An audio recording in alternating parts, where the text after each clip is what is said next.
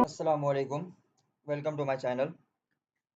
आज हम लोग समझेंगे इम्बैलेंस फेयर वैल्यू गैप ये क्या होता है, मार्केट में ये कैसे बनता है, कब बनता है, हम लोग इसको कैसे पहचाने और इम्बैलेंस किस लिए बन रहा है, फेयर वैल्यू गैप किस जगह पे आ रहा है, हम लोग इसको समझेंगे। अभी किसी जगह पे अभी इस जगह पे अभी यहाँ से अभी जब मार्केट यहाँ से जब ऊपर चली गई तो यहाँ पे सपोर्ट पॉइंट है, इसका यहाँ पे सपोर्ट है ये जगह। ठीक है, प्राइसेस ऊपर से आ रही थी लेकिन यहाँ से स्मार्ट मनी ने जो बाइंग किया है तो यहाँ पे कुछ ऑर्डर्स पेंडिंग रह गए, तो यहाँ से बहुत तेजी के साथ में बाइंग के साइड में चली गई मार्केट। ठीक है, तो अभी हम लोग इसको पहचानेंगे कैसे, अभी यहाँ पे इम्बैलेंस हुआ है, जो फेयर वैल्यू गैप बना है उसको हम लोग जानेंगे कैसे। जैसे कि अभी फॉर एग्जांपल यहाँ पे देखो आप, ये first candle, second candle, third candle. ठीक है, ये तीन कैंडल है, वन टू थ्री, तीन कैंडल है यहाँ पे। इन तीनों के बीच में जो मिडिल कैंडल है, अभी इन दो ये फर्स्ट कैंडल हो गया, ये सेकंड हो गया, ये थर्ड हो गया। तो अभी ये जो बीच की कैंडल है ये वीक है ना, ये वीक और ये थर्ड नंबर कैंडल की वीक, इसके बीच में जो गैप है हम लोग इसको कहेंगे फेयर वैल्यू गैप। ये बनते कैसे हैं, जैसे अभी यहाँ पे बहुत ज़्यादा बाइंग आ गई है, अभी मार्केट यहाँ से नीचे आ रहा था, कोई हायर टाइम फ्रेम का यहाँ पे सपोर्ट था, यहाँ से स्मार्ट मनी ने यहाँ से हाई वॉल्यूम के साथ में बाइंग किया, तो मार्केट बहुत तेज़ी के साथ में ऊपर चली गई। यहाँ पे कुछ इस एरिया में कुछ पेंडिंग ऑर्डर रह गए, यहाँ पे बहुत सारे पेंडिंग ऑर्डर यहाँ पे रह गए, उन सब ऑर्डर को बिना वो ऑर्डर बिना लगे सीधा प्राइसेस ऊपर चली गई, तब मार्केट में इम्बैलेंस आता है। अभी इसी चीज़ को मैं आपको लाइव चार्ट में दिखाता हूँ, लाइव चार्ट में ये बनता कहाँ पे बना है, किस जगह पे है, इसको हम लोग लाइव चार्ट में समझेंगे। बहुत ही आसान है, आराम मिल जाएगा आपको। इस जगह पे आप यहाँ पे देखें,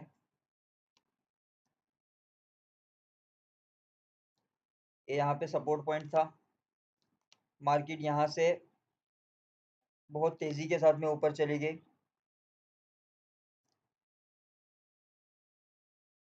और यहाँ पे अपना फेयर वैल्यू गैप बना दी। इस कैंडल के बीच, इस कैंडल की विक से लेके और इस कैंडल के टॉप को पकड़ लो आप, ये जो यहाँ पे बीच में जो गैप बना है ये इम्बैलेंस है, ये एफवीजी कहते हैं इसको, फेयर वैल्यू गैप बना हुआ है। तो मार्केट यहाँ से हाई बहुत ज़्यादा वॉल्यूम से यहाँ पे बाइंग हो गई, मार्केट बहुत तेज़ी के साथ में ऊपर चली गई, इसी को कहेंगे हम लोग फेयर वैल्यू गैप। इस तरीके से आपको पहचानना होता है फेयर वैल्यू गैप को। इसको आप बाइंग साइड में देखो या सेलिंग साइड में देख लीजिए आप, कहीं पे भी आपको सेम वही नज़र आएगा। अभी यहाँ पे भी बना हुआ है, इस जगह पे भी है, यहाँ से प्राइसेस नीचे आ रही थी, इस कैंडल के और इस कैंडल के बीच में जो बना है ये फेयर वैल्यू गैप है। कोई कोई फेयर वैल्यू गैप काम करता है, अभी जैसे कि अभी ये फेयर वैल्यू गैप गैप काम किया, इसका काम क्या होता है, जैसे अभी ये फेयर वैल्यू गैप यहाँ से फेयर वैल्यू गैप बनाते हुए चले गया, मार्केट अगेन नीचे आ गई। क्यों इसलिए नीचे आई कि क्योंकि यहाँ पे जो पेंडिंग ऑर्डर्स थे उन पेंडिंग ऑर्डर्स को, यहाँ से पेंडिंग ऑर्डर्स लग जाएंगे, रिटर्न जब आएगी मार्केट अगेन ऊपर चले जाएगी। अभी यहाँ इस केस में यहाँ पे मार्केट इस जगह पे रिटर्न नहीं आई, लेकिन इस जगह पे यहाँ पे रिटर्न आई। मैं वही तो आपको बोल रहा हूँ कि मार्केट कोई एफयूजी काम करता है, कोई एफयूजी काम नहीं करता, लेकिन इसको समझना इस तरीके से, एफयूजी को मतलब के क्या होता है, एफयूजी कैसे बनता है, इसमें क्या चीज़ होती है, उस चीज़ को आपको पहले समझना होगा। और उस जगह पे हम लोग को देखना है, जब प्राइसेस जब रिटर्न यहाँ पे आएगी कोई भी प्रॉब्लम नहीं, जैसे यहाँ पे आ गए आप अपना ट्रेड लगा दो, यहाँ से इसी एफयूजी के पास से कोई डिमांड को यहाँ पे टेस्ट करेगी और यहाँ से प्राइसेस अगेन ऊपर चले जाएगी। ये चीज़ यहाँ पे एफयूजी का काम ये होता है। कोई एफयूजी काम करता है, कोई नहीं करता है, उस चीज़ को आपको समझना है। ठीक है, अभी यहाँ पे देखो, यहाँ पे देखिए आप, यहाँ पे इतना बड़ा फेयर वैल्यू गैप बना हुआ है, यहाँ से यहाँ पे हायर टाइम फ्रेम का यहाँ पे डिमांड था और यहाँ से स्मार्ट मनी ने बहुत ज़्यादा बाइंग अपने हाई वॉल्यूम से यहाँ से बाइंग किया, तो प्राइसेस बहुत तेज़ी के साथ में ऊपर चले गए और इसके बीच में यहाँ पे फेयर वैल्यू गैप बनाया हुआ है। जब अभी हम लोग इसको देखेंगे मिटिगेट कौन सा, जो मतलब कि कोई कौन सा एफयूजी हमारा मिटिगेट हो चुका है और कौन सा अनमिटिगेट है, और जब एक बार मिटिगेट हो गया तो खत्म है उसके अंदर। बस अभी इस बॉक्स के अंदर कोई अभी जो ऊपर से मार्केट जब नीचे आ रही है, कोई एक कैंडल का विक भी आगे चला गया तो खत्म है, ये अनमिटिगेट हो गया है। ठीक है, अनमिटिगेट हो गया। अभी यहाँ से आप इस चीज को समझे। आप यहाँ पे देखना, आप जब प्राइजेस यहाँ से आई, ये फेयर वैल्यू गैप यहाँ पे था, बस इसमें विक, यहाँ पे विक अंदर मतलब इस बॉक्स के अंदर विक आ गया और ऊपर जाके अपना क्लोजिंग दे दिया, मार्केट अगेन चली गई कंटिन्यूस ऊपर। ठीक है, यहाँ पे फेयर वैल्यू गैप था, मार्केट नीचे आ गई तो यहाँ से मूव मिला आपको। अभी ये तो हायर टाइम फ्रेम है, लेकिन छोटे टाइम फ्रेम के अंदर आपको बड़ा मूव दिखेगा। ठीक है ना। और आपको और मैं कहीं दिखाता हूँ, सेलिंग साइड में कहीं है तो मैं वो भी दिखाता हूँ। सेलिंग साइड में ये है, ये अभी अनमिटिगेट एरिया है। अभी ये जो बना हुआ है, एक सेकंड मैं इसको क्लियर कर देता हूँ सारा कुछ। अभी जो यहाँ पे फेयर वैल्यू गैप बना हुआ है, ये अनमिटिगेट है अभी। अभी यहाँ पे जब प्राइजेस आएंगे, तब उस टाइम पे हमको देखना है कि प्राइजेस यहाँ पे किस तरीके से कैंडल बनाती है, यहाँ से रिजेक्शन पड़ता है या हमें यहाँ पे कोई एंट्री कैंडल मिलती है जो ऐसा सिग्नल मिले जिससे हम लोग यहाँ से सेल करें या हम लोग यहाँ से ट्रेड ले, वो चीज़ को हम लोग को समझना है। अभी ये अनमिटिगेट है, यहाँ से ये इस फेयर वैल्यू गैप में कोई भी कैंडल यहाँ पे नहीं आई, प्राइजेस इस जगह पे आए नहीं है अभी तक। जब भी यहाँ पे आएगी, यहाँ पे इसको एक बार तो रिजेक्शन पड़ेगी, थोड़ा सा नीचे आएगा प्राइजेस, अगेन फिर ऊपर चले जाएगा। इस तरीके से आपको फेयर वैल्यू को समझना है। फेयर वैल्यू को समझने के लिए मैं आपको इजी तरीका मैं वही बता रहा हूँ आपको। इस चीज़ को आपको बराबर से गौर से समझना है कि तीन कैंडल होगी यहाँ पे, वन, टू और ये थ्री। ये तीन कैंडल के बीच में जो सेंटर वाली कैंडल है, थर्ड नंबर कैंडल के नीचे वाली विक से लेके फर्स्ट नंबर कैंडल के ऊपर वाली विक को आप मार्क कर लो। जो बीच में आप यहाँ पे गैप जो नज़र आ रहा है, ये फेयर वैल्यू गैप है। इस तरीके से आपको समझना है फेयर वैल्यू गैप कहाँ पे बना है, उसको कैसे समझना है आपको, देखना है उस चीज़ को। ऐसा नहीं कि कोई छोटी सी भी वीक आ गई आप उसको भी मार्क करेंगे और उसको समझेंगे फेयर वैल्यू गैप है, वैसे नहीं होगा, वो फेयर वैल्यू गैप नहीं माना जाएगा। मैं आपको दिखाता हूँ और कहीं पे, अभी इस जगह पे भी फेयर वैल्यू गैप है।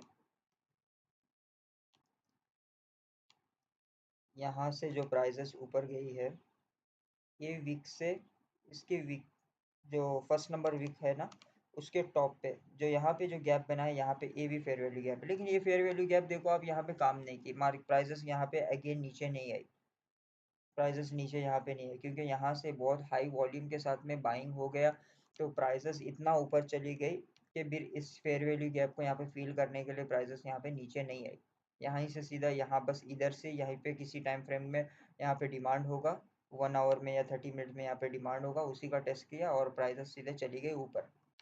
ओके, इस चीज़ को आप समझ लीजिए, बराबर से देख लीजिए सही से, आपको समझ में आ जाएगा फेयर वैल्यू गैप किसे कहते हैं, कैसे सबको समझना है, उस तरीके से आप समझ लेना इसको।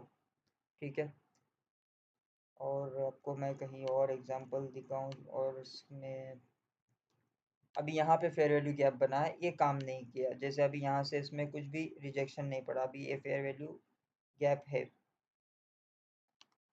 प्राइजेस यहाँ पे तेज़ी के साथ में नीचे गिरी, इस जगह से प्राइसेस बहुत तेज़ी के साथ में यहाँ से नीचे गिरी। यहाँ पे इस कैंडल और ये कैंडल के बीच में जो गैप है, ये फेयर वैल्यू गैप है, लेकिन ये अभी यहाँ पे काम नहीं किया।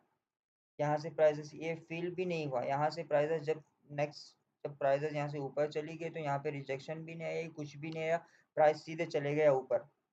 तो यहाँ पे ये फेयर वैल्यू गैप आपका काम नहीं आया। कोई फेयर वैल्यू गैप काम करता है, कोई नहीं करता है, बस आपको समझाने का मतलब ये है। फेयर वैल्यू गैप को आपको समझना कैसे है, किस कैंडल को देखना है, कहाँ पे बनता है, कि ये किस वजह से बनता है, ये आपको समझाने का मकसद है मेन। और आपको मैं कहीं दिखाऊं तो सारे कुछ ऐसे ही रहते हैं सब जगह पे। अभी जहाँ यहाँ पे फेयर वैल्यू गैप है, ये काम पे आया, यहाँ पे ये वर्क किया है फेयर वैल्यू गैप। इस कैंडल के टॉप लो विक से इसका टॉप विक है,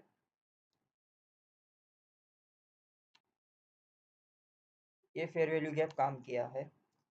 अभी इस वीक से लेके मैंने इस वीक को लिया हूँ, जो इसके बीच में जो गैप है ये फेयर वैल्यू गैप है। यहाँ पे प्राइस ने सिर्फ विक मारा और नीचे आके क्लोजिंग दिया, अगेन रिजेक्शन। यहाँ से इसको क्रॉस नहीं किया मार्केट ने, प्राइजेस आ गई नीचे। जब यहाँ से जब जाना था इसको, लेकिन यहाँ से ये फेयर वैल्यू गैप अपना काम पे नहीं आया, क्योंकि यहाँ पे हायर वॉल्यूम से यहाँ से बाइंग थी तो प्राइसेस सीधे ऊपर चली गई। लेकिन इस कैंडल में भी यहाँ पे फेयर वैल्यू गैप बहुत ज़्यादा बना हुआ है। ठीक है, आप देखना इसको सही तरीके से, आप समझ जाओगे इजीली। ठीक है, और और कहीं पे कुछ बनता है क्या, मैं दिखाता हूँ फेयर वैल्यू गैप। और किसी फेयर वैल्यू गैप के पास जब डिमांड होगी, वो तो समझो कि अभी फेयर वैल्यू गैप यहाँ से अभी बना हुआ है। एक मिनट, मैं इसको क्लियर करता हूँ पूरी तरह से। अभी जो यहाँ पे फेयर वैल्यू गैप बना हुआ है, जो यहाँ से सेलिंग है, इस सेलिंग जब प्राइजेस यहाँ पे आ गई, यहाँ पे रिजेक्शन हो पर इसको यहाँ से भी रिजेक्शन मिल रही, यहाँ से भी रिजेक्शन मिल रही और प्राइजेस नीचे आ गई। इसमें क्या मतलब है, जो फेयर वैल्यू गैप के पास जब डिमांड या सप्लाई की कैंडल होगी, जो ये कैंडल है, ये कैंडल तो सप्लाई की कैंडल है। अब सप्लाई की कैंडल के बारे में आपको मालूम नहीं है तो मेरा पुराने वीडियोस देख लेना, आप वहाँ पे सप्लाई की कैंडल, डिमांड की कैंडल के बारे में मैं बताया हूँ। जो यहाँ पे जो डिमांड की कैंडल या सप्लाई की कैंडल होगी फेयर वैल्यू गैप के पीछे, उस फेयर वैल्यू गैप से पहले जो बनेगी, वहां पे जो सप्लाई या डिमांड रहेगा तो वो बहुत ज्यादा वर्क करेगा। जैसे अभी यहाँ पे आ गया, प्राइसेस रिजेक्शन होती गई और इसको क्रॉस नहीं किया, प्राइसेस सीधा सेल पे आ गई। इसी तरह से सेम बाइंग में भी वही होता है। ओके, आप कंटिन्यू वीडियोस देखते रहे, आपको समझ में आ जाएगा। Thank you very much.